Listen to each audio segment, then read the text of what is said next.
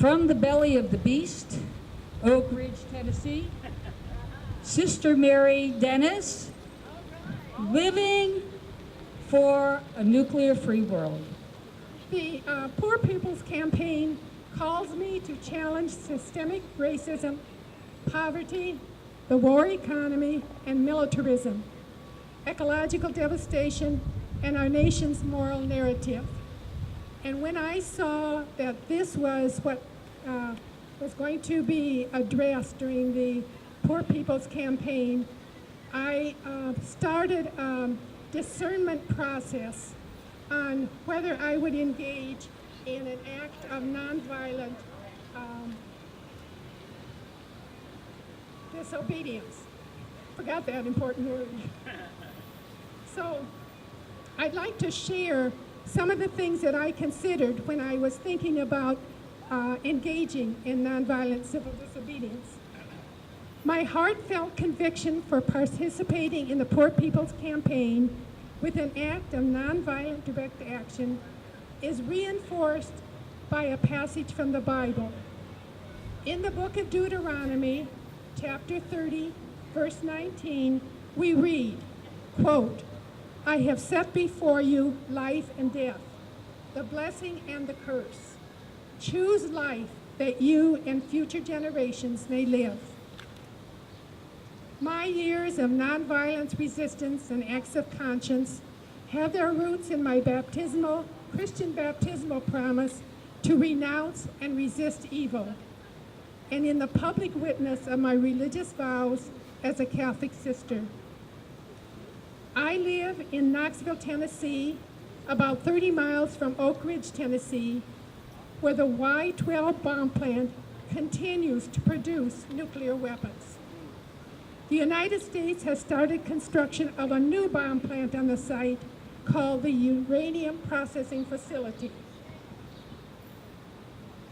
It's a known fact that nuclear weapons are death and massive destruction. This violence of nuclear weapons has the potential to destroy all that is sacred, all living beings, as well as our ecosystems and our planet.